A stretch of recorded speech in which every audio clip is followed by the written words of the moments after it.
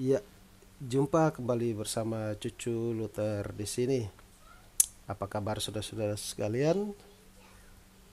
Semoga kita semua selalu dilimpahi kesehatan oleh Tuhan yang Maha Kuasa.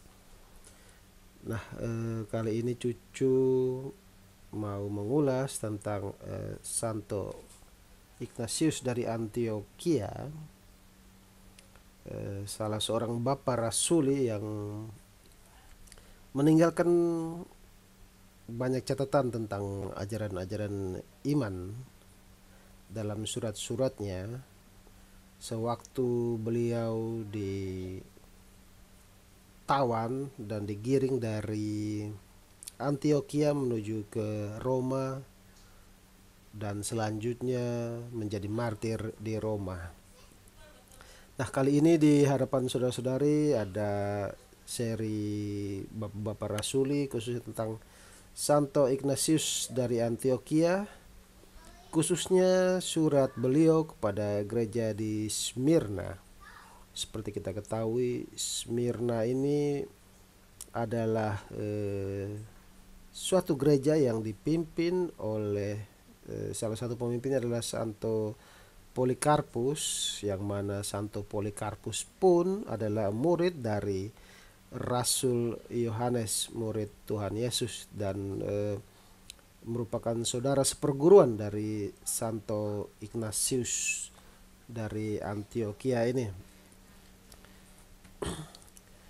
Baik, Santo Ignatius dari Antioquia ini eh, beliau bernama eh, hidup tahun 35 sampai 107 Masehi ya. Dikenal juga dengan nama Theophorus yang berarti pemanggul Allah atau penyandang Allah. Beliau merupakan seorang bapa rasuli dan uskup ketiga di Antioquia setelah Rasul Petrus dan Santo Evodius. Menurut tradisi dan sinaksarion dalam gereja Ortodoks, Ignatius adalah anak kecil yang digendong oleh Kristus ketika ia bersabda, "Biarkan anak-anak itu datang padaku, jangan menghalang-halangi mereka, sebab orang seperti itulah yang mempunyai kerajaan Allah." Di Markus 10:13-16 ya. Ignatius kemudian menjadi salah satu murid dari Rasul Yohanes dan kemudian oleh Rasul Petrus ditabiskan menjadi uskup Antioquia menggantikan Santo Evodius. Nah, di masa penganiayaan Kaisar Trianus, Santo Ignatius digiring oleh tentara Romawi dari Antioquia menuju ke Roma untuk menerima mahkota kemartirannya dengan cara diadu dengan binatang buas di Kolosium. Ignatius menuliskan peristiwa penangkapan dan perjalanannya ke Roma sebagai berikut. "Dari Suria menuju ke Roma, aku bertarung melawan binatang-binatang buas, lewat darat dan juga lautan, baik malam maupun siang, dibelenggu di tengah-tengah 10 ekor macan leopard, dikelilingi sekumpulan tentara yang akan berlaku semakin buruk jika aku bersikap baik kepada mereka." Surat Ignatius kepada gereja di Roma pasal 5. Nah, dalam perjalanan ke Roma itu ia menuliskan beberapa surat yang sangat berharga karena menjadi gambaran iman dan teologi kekristenan mula-mula. Surat-surat tersebut antara lain: 1. Surat kepada gereja di Efesus. 2. Kepada gereja di Magnesia. 3. Kepada gereja di Tralia. 4. Kepada gereja di Roma. 5. Kepada gereja di Philadelphia. 6. Surat kepada gereja di Smyrna. Dan 7. Surat kepada Polikarpus, uskup Smyrna, yang tadi Cucu sudah sebutkan ya, adalah saudara seperguruan beliau ya. Nah, topik-topik penting dalam surat-suratnya meliputi topik tentang gereja, sakramen-sakramen, dan peranan para uskup yang diimani oleh gereja mula-mula. Topik-topik ini menjadi penting dan tetap relevan untuk menjawab pertanyaan-pertanyaan yang terus diajukan hingga zaman ini. Berikut adalah beberapa contoh. 1. Hal keilahian Yesus. Saksi Yehua mengajarkan bahwa keilahian Yesus tidak diajarkan oleh gereja mula-mula dan para bapa rasuli, dan Tritunggal baru dirumuskan pada Konsili Nisea tahun 325 Masehi. Akan tetapi surat-surat Ignatius dari Antioquia membuktikan bahwa klaim tersebut adalah tidak benar. Ignatius yang adalah murid Rasul Yohanes penulis Injil dan menjadi seorang bapa rasuli yang ditabis oleh Rasul Petrus, menjadi pemimpin gereja di Antioquia, yang mana di sanalah pertama kali disebut Kristen, menuliskan kodrat Yesus sebagai Allah sejati dan manusia sejati sebagai berikut. Ada satu tabib yang memiliki baik daging maupun roh, yang diciptakan dan juga tidak diciptakan. Allah mewujud dalam daging, kehidupan sejati di dalam kefanaan, dari Maria dan juga dari Allah. Yang pertama dapat dipahami dan yang selanjutnya tidak dapat dipahami. Itulah Yesus Kristus Tuhan kita. Kutipan ini diambil dari surat Ignatius kepada gereja di Efesus pasal 7. Kedua, hal tentang ibadah di hari Minggu. Ada beberapa pengajar yang menekankan legalisme Taurat kepada orang-orang bukan Yahudi.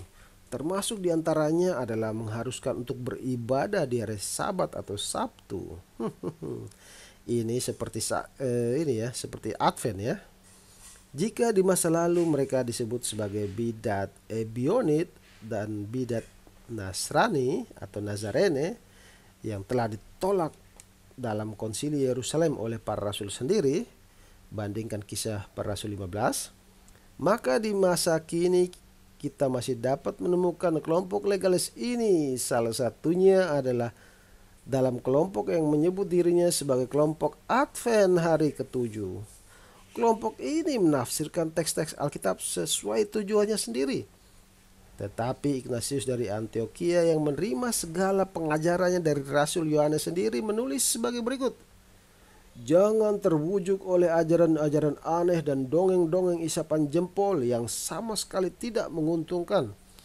Karena jika hingga hari ini kita masih hidup dalam tata cara agama Yahudi, maka kita mengakui bahwa kita sama saja dengan tidak menerima kasih karunia.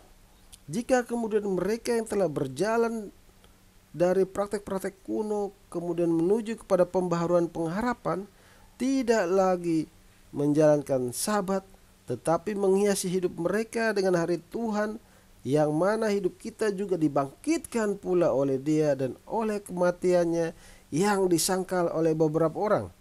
Bagaimana mungkin kita bisa hidup terpisah darinya? Adalah mengerikan untuk membicarakan Yesus Kristus dan sambil mempraktekkan agama Yahudi. Karena kekristenan tidak percaya kepada agama Yahudi, tetapi kepada agama Yahudi yang telah dikristenkan. Surat Ignatius kepada gereja di Magnesia bab 8 ayat 1. 3. Tentang sakramen perjamuan kudus. Setelah reformasi terjadi di gereja barat di abad ke-16 oleh Martin Luther dan prinsip-prinsip sola scriptura telah membuat kitab suci boleh ditafsirkan oleh tiap individu dengan bebas, maka tren anti terhadap segala sesuatu yang berbau Katolik Roma pun juga mulai timbul, termasuk diantaranya dalam keyakinan bahwa sakramen perjamuan kudus atau Ekaristi. Gereja Katolik Roma yang dalam hal ini sepakat juga dengan Gereja Ortodoks percaya bahwa roti dan anggur walaupun penampakan luarnya adalah tetapi secara substansi adalah benar-benar berubah menjadi hakikat atau transubstansi tubuh dan darah Kristus, sehingga memperlakukan perjamuan kudus itu harus benar-benar dengan penuh hormat, karena itu adalah tubuh dan darah Kristus sendiri. Namun kubu reformator sendiri terbelah atas topik ini. Luther mengajarkan bahwa roti dan anggur tetap adalah roti dan anggur, hanya saja hakikat roti itu menyatu atau konsubstansial dengan hakikat tubuh dan darah Kristus. Sementara itu, Ulrich Zwingli mengajarkan bahwa roti dan anggur hanyalah simbol peringatan saja dan tidak pernah berubah menjadi tubuh dan darah Kristus. Yohanes Calvin sebaliknya mengajarkan bahwa roti dan anggur itu tetaplah roti dan anggur, tetapi bisa disebut sebagai tubuh dan darah Kristus jika kita percayai. Katekismus Heidelberg, yang adalah salah satu dokumen resmi Calvinisme, mengecam pemahaman transubstansi dengan menyebutnya sebagai penyembahan berhala yang terkutuk, karena percaya bahwa Kristus yang adalah Allah ada dalam wujud roti dan anggur yang diperlakukan dengan penuh rasa hormat. Usaha untuk mendamaikan pertentangan antara Luther dan Zwingli ini dilakukan dalam sebuah pertemuan di Kastil Marburg atau Marburg Colloquy yang membahas 15 buah perbedaan di antara kedua reformasi tersebut. Luther dan Zwingli akhirnya bersepakat pada 14 buah topik, tetapi tidak bisa sepakat dalam satu buah topik yang terpenting, yakni sakramen perjamuan kudus. Namun dari antara perbedaan tafsir dan silang pendapat tersebut, Ignatius dari Antioquia menunjukkan kepada kita pengajaran para rasul mengenai sakramen perjamuan kudus yang diimani oleh gereja mula-mula. Mengingat mereka yang memiliki pengajaran lain terkait anugerah Allah yang telah datang kepada kita, bagaimana mereka bertentangan dengan kehendak Allah. Mereka tidak mengambil bagian dari Ekaristi dan dari sembahyang, karena mereka tidak mengakui bahwa Ekaristi adalah sungguh tubuh dari Juru Selamat kita, Yesus Kristus, yang telah menderita demi dosa-dosa kita dan yang telah Sang Bapa oleh kebaikannya bangkitkan kembali. Oleh karena itu, mereka yang berbicara melawan anugerah Allah ini menderita kematian di tengah-tengah perbantahan mereka sendiri. Namun lebih baik bagi mereka untuk memperlakukan Ekaristi ini dengan rasa hormat, karena mungkin mereka kelak juga akan dibangkitkan kembali. Surat Ignatius kepada gereja di Smyrna pasal 6 dan pasal 7. Jadi teman-teman reformasi Protestan sebagai perlu melihat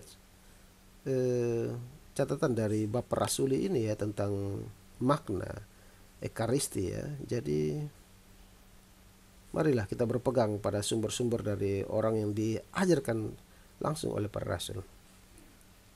4. Hal pemerintahan gerejawi.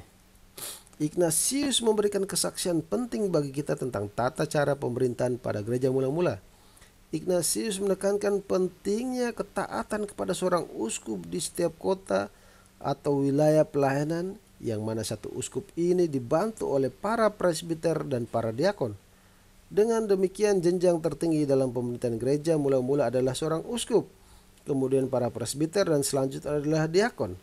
Ignatius menuliskan, perhatikan bahwa kamu semua harus menaati uskup sama seperti Yesus Kristus menaati Sang Bapa, dan menaati para imam sebagaimana kamu mengikuti para rasul, dan menghormati para diakon sebagai perintah dari Allah. Janganlah ada yang melakukan apapun yang terkait dengan gereja tanpa persekutuan uskup. Biarlah dipertimbangkan bahwa sebuah Ekaristi yang layak adalah yang dilaksanakan baik oleh uskup maupun oleh seorang yang dipercayakan oleh uskup untuk melaksanakannya. Dimanapun uskup berada, biarlah himpunan umat juga ada, sebagaimana dimanapun Yesus Kristus berada, di sanalah gereja yang Katolik juga ada. Surat Ignatius kepada gereja di Smyrna pasal 8. Dan masih banyak lagi kesaksian Ignatius yang penting bagi kita untuk memahami iman Kristen, yang oleh Yudas bab 1 ayat 3 disebut sebagai iman yang ex hapax, yakni iman yang sudah satu kali diberikan Allah untuk selama-lamanya kepada umatnya, yang harus diperjuangkan tanpa ditambah maupun dikurangi sedikit pun itu. Inilah pentingnya mempelajari sejarah gereja, termasuk sejarah bapak-bapak gereja rasuli, khususnya Ignatius, Polikarpus, dan Clemens yang adalah murid-murid langsung dari para rasul penulis kitab suci Perjanjian Baru itu sendiri, sehingga kita tidak diombang-ambingkan oleh rupa-rupa pengajaran. Efesus bab 4 ayat 14. Gereja Protestan, terutama dari kelompok Injili yang menjunjung tinggi sola scriptura pun memandang penting tulisan-tulisan ini, ya, memandang penting tulisan-tulisan ini. Berarti teman-teman Protestan kelompok Injili ini ya juga harus merujuk kepada tulisan-tulisan Bapak Rasuli ya. Kita lanjut lagi, sehingga Henry H. Haley pun menulis karya-karya para bapak gereja dari zaman Rasuli ini tidak boleh dipertentangkan dengan Alkitab. Karena berbeda dengan literatur apokrifa yang biasanya membajak nama para rasul, kitab-kitab ini dibuat dengan nama mereka sendiri. Tulisan ini sangat berharga karena tulisan-tulisan tersebut adalah mata rantai antara masa rasul-rasul dengan sejarah gereja di kemudian hari. Khusus untuk surat kepada gereja di Smyrna ini, yang pada waktu itu uskup Smyrna adalah Polikarpus yang bersama-sama dengan Ignatius menjadi murid-murid dari Rasul Yohanes, ditulis oleh Ignatius dalam rangka untuk mengantisipasi ajaran sesat Doketisme yang mulai berkembang setelah wafatnya Rasul Yohanes. Bidat Doketisme ini mengajarkan bahwa Yesus tidak benar-benar menjelma menjadi daging atau manusia, melainkan hanya kelihatannya, atau dalam bahasa Yunani dokein, hanya kelihatannya saja dalam wujud manusia, padahal tidak, melainkan hanya roh saja. Maka dalam pasal yang kedua dari surat ini, Ignatius menggunakan argumentasi dari sisi kebangkitan, bahwa Yesus benar-benar bangkit dari mati dan bukan kelihatannya saja bangkit. Juga dalam pasalnya yang ketujuh, Ignatius menggunakan argumentasi dari sisi sakramen Ekaristi atau perjamuan kudus, bahwa roti dan anggur adalah benar-benar tubuh dan darah dari Kristus, sehingga mustahil sang firman tidak benar-benar menjelma menjadi manusia. Di samping peringatan akan ajaran Doketisme ini, Santo Ignatius juga menuliskan tentang sistem hierarki gereja yang terdiri dari uskup, presbiter, dan diakon yang memberitahukan kita bagaimana sistem pemerintahan gereja mula-mula berjalan.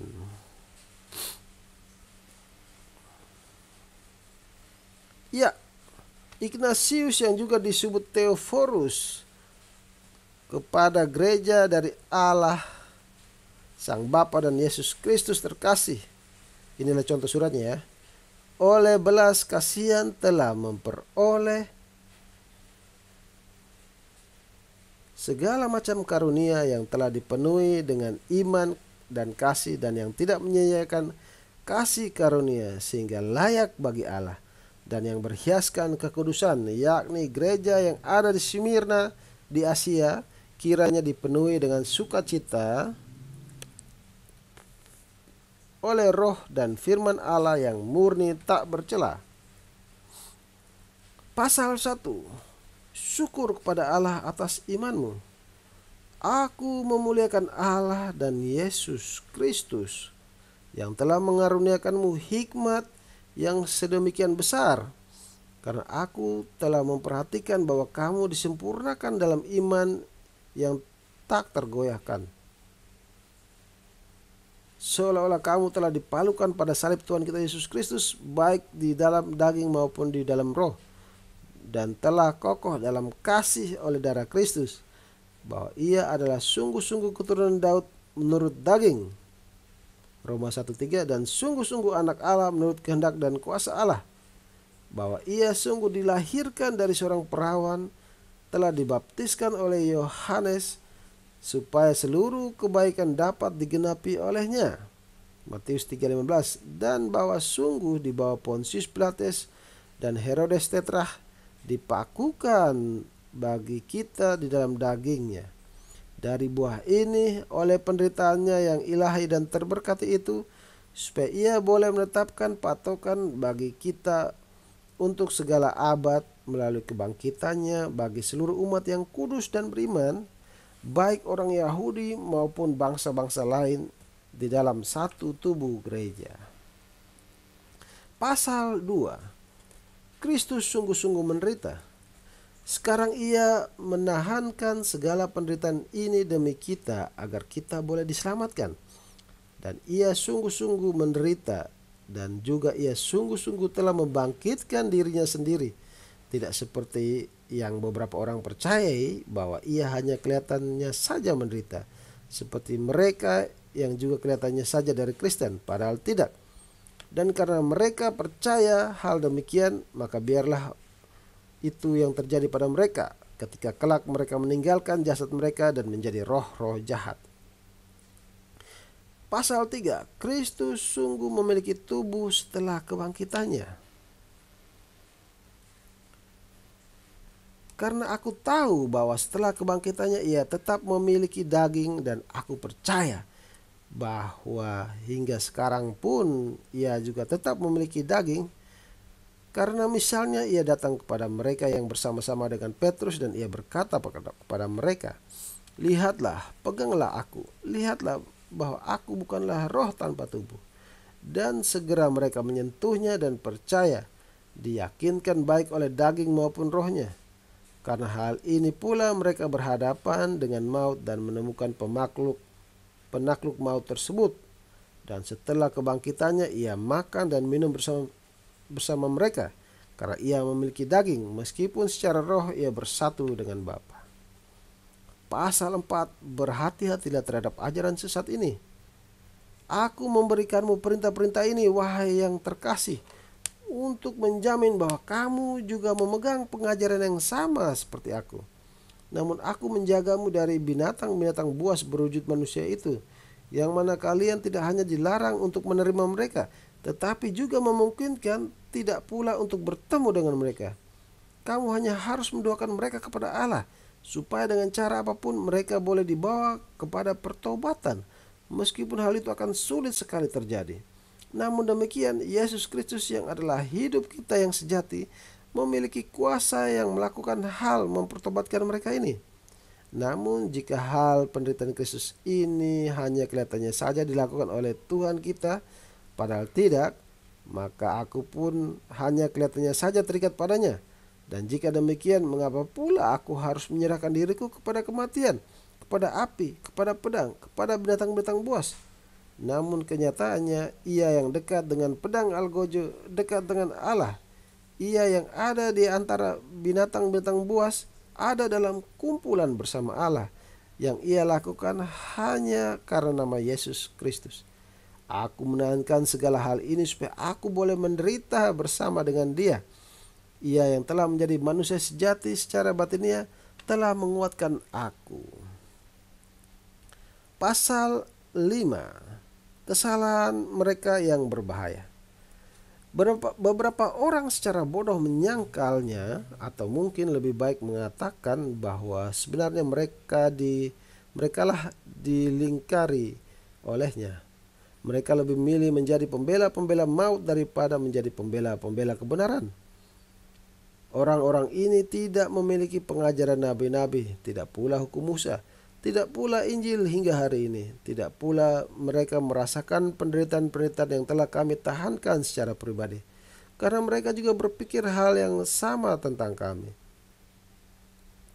Karena apa yang akan orang lain berikan kepadaku sebagai keuntungan jika ia memujiku tetapi menghujat Tuhanku dengan tidak mengakui bahwa ia sungguh-sungguh memiliki daging? Namun barang siapa tidak mengetahui hal ini, sesungguhnya telah mengingkari Dia dan akan diselubungi oleh kematian. Aku belum menuliskan, meskipun sebenarnya baik juga untuk menuliskan nama orang-orang tersebut, karena mereka adalah orang-orang yang tidak percaya. Ya, jauhkanlah dariku bahkan untuk sekedar menyebutkan nama mereka hingga mereka bertobat dan kembali kepada iman yang benar, kepada penderitaan Kristus yang adalah kebangkitan kita. Pasal 6, orang yang tidak percaya kepada darah Kristus akan dikutuk. Janganlah ada orang yang menipu dirinya sendiri, baik itu yang ada di surga dan malaikat-malaikat agung dan penguasa-penguasa, baik yang kelihatan maupun tak kelihatan. Jika mereka tidak percaya kepada darah Kristus, biarlah sebagai akibatnya jatuh ke dalam kutukan. Siapa yang dapat mengerti, hendaklah ia mengerti. Janganlah kedudukan yang tinggi membumbungkan seseorang ke atas, karena yang layak bagi mereka adalah iman dan kasih, dan tak ada yang lain yang dapat menggantikannya. Namun mengingat mereka yang memiliki pengajaran lain terkait anugerah Allah telah datang kepada kita, bagaimana mereka bertentangan dengan kehendak Allah. Mereka tidak memiliki perhatian kepada kasih dan tidak mempedulikan kaum janda atau yatim piatu, atau kepada mereka yang tertindas, kepada yang tertawan dan yang merdeka, kepada yang lapar maupun haus. Pasal 7. Marilah kita berdiri jauh-jauh dari ajaran sesat demikian. Mereka tidak mengambil bagian dari Ekaristi dan dari sembahyang, karena mereka tidak mengakui bahwa Ekaristi adalah sungguh tubuh dari Juru Selamat kita Yesus Kristus, yang telah menderita demi dosa-dosa kita dan telah Sang Bapa oleh kebaikannya bangkitkan kembali. Oleh karena itu, mereka yang berbicara melawan anugerah Allah ini menderita kematian di tengah-tengah perbantahan mereka sendiri. Namun lebih baik bagi mereka yang memperlakukan Ekaristi ini dengan rasa hormat, karena mungkin mereka kelak juga akan dibangkitkan kembali. Karenanya adalah layak bagi kamu untuk tetap menjauhi orang-orang yang demikian, dan tidak berbicara dengan mereka baik secara pribadi maupun di depan khalayak ramai. Tetapi berikanlah perhatian kepada para nabi, dan di atas semuanya itu berikanlah perhatian kepada Injil, yang mana penderitaan Kristus telah dinyatakan kepada kita dan peristiwa kebangkitan telah dibuktikan secara penuh. Tetapi hindarilah segala perpecahan yang menjadi awal mula kejahatan. Berikutnya, janganlah melakukan apapun tanpa persetujuan uskup. Perhatikan bahwa kamu semua harus menaati uskup, sama seperti Yesus Kristus menaati Sang Bapa dan menaati para imam, sebagaimana kamu mengikuti para rasul dan menghormati para diakon sebagai perintah dari Allah. Janganlah ada yang melakukan apapun yang terkait dengan gereja tanpa persetujuan uskup. Biarlah dipertimbangkan bahwa sebuah Ekaristi yang layak adalah yang dilaksanakan dengan baik oleh uskup maupun oleh seseorang yang dipercayakan oleh uskup untuk melaksanakannya. Dimanapun uskup berada, biarlah himpunan umat juga ada. Sebagaimana di mana Yesus Kristus berada, di sanalah gereja yang Katolik juga ada. Adalah tidak sah bila tanpa uskup untuk membaptis ataupun untuk merayakan sebuah perayaan kasih. Namun apapun yang ia setujui, itu pun juga akan menyenangkan Allah, sehingga apapun yang dilakukan akan menjadi aman dan sah. Pasal 9. Hormatilah uskup. Lebih lagi adalah sesuai dengan akal sehat bahwa kita harus kembali kepada kebijaksanaan pemimpin. Dan selama kita masih memiliki kesempatan untuk melakukan pertobatan kepada Allah, adalah baik untuk menghormati baik Allah dan juga uskup. Ia yang menghormati uskup akan dihormati oleh Allah. Ia yang melakukan apapun tanpa persetujuan uskup sebenarnya sedang melayani iblis. Maka biarlah segala sesuatunya melimpahi kamu melalui kasih karunia, karena kamu layak untuk itu. Kamu telah menyegarkanku kembali dalam segala sesuatu, dan Yesus Kristuslah yang akan menyegarkan kamu. Kamu telah mengasihi aku ketika aku tidak ada di sana, sebagaimana kamu mengasihi aku ketika aku ada di sana. Kiranya Allah akan membayar kebaikanmu sementara kamu menahan segala penderitaan. Kamu akan dapat mencapai Dia. Pasal 10. Kamu telah pengakuan akan kebaikan mereka. Kamu telah melakukan yang baik ketika menerima Philo dan Reus Agatopus sebagai hamba-hamba Kristus Allah kita, yang telah mengikutiku demi Allah dan telah mengucap syukur kepada Tuhan atas namamu, karena kamu dalam segala hal telah menyegarkan mereka. Tidak ada satu pun dari hal ini yang hilang darimu. Kiranya rohku akan ada untukmu, dan ikatan rantai belengguku yang mana kamu tidak memandang rendah dan menjadi malu karenanya, tidak pula Yesus Kristus harapan kita yang sempurna menjadi malu kepadamu. Pasal 11. Permintaan kepada mereka untuk mengirim utusan ke Antioquia. Doamu telah sampai kepada gereja yang ada di Antiokhia di Suriah. Datang dari tempat itu dirantai dengan belenggu. Wahai yang paling layak bagi Allah, aku memberikan salam kepada semua. Aku yang tidak layak ini diutus dari jemaat Allah di Antiokhia sana, sebab aku adalah yang paling kecil dari mereka semua. Meskipun demikian, menurut kehendak Allah aku telah berpendapat bahwa aku layak menerima kehormatan ini, bukan karena aku memang layak menerimanya, melainkan karena kasih karunia Allah yang aku harap akan diberikan secara sempurna bagiku. Melalui doa-doamu aku boleh menuju kepada Allah, supaya karenanya pekerjaanmu boleh sempurna, baik di dunia baik di surga adalah layak demi kemuliaan Allah, agar gerejamu boleh memiliki utusan yang layak, agar ia dapat pergi ke Suriah untuk mengucapkan selamat kepada mereka di Antiokhia Suriah, bahwa mereka sekarang ada dalam damai dan mereka dipulihkan kembali kepada keagungan mereka, dan bahwa keadaan jasmani mereka yang baik telah ada di tengah-tengah mereka. Maka rasanya menjadi penting bagiku bahwa kamu seharusnya mengutus salah satu dari antaramu dengan membawa sebuah surat, supaya dalam himpunan mereka di Antiokhia utusan itu boleh bersuka cita atas mereka yang tenang, yang menurut kehendak Allah telah mereka peroleh, dan bahwa melalui doa-doamu mereka kini telah memperoleh tempat bersandar. Sebagai orang yang sempurna, kamu juga harus mengejar hal-hal yang sempurna, karena ketika kamu bersemangat untuk melakukan hal-hal baik, maka Allah siap menyertaimu pula. Pasal 12, salam. Kasih dari saudara-saudara di Troas memberikan salam bagimu, tempat di mana aku menuliskan bagimu melalui burus yang telah engkau kirimkan bersamaku, bersama dengan jemaat di Efesus yang juga saudara-saudaramu, dan di segala hal telah menyegarkan aku pula. Dan aku ingin agar semua boleh menirunya, maksudnya burus, sebagai pola dari seorang pelayan Allah. Kasih karunia akan diberikan sebagai balasan kepadanya di dalam segala sesuatu.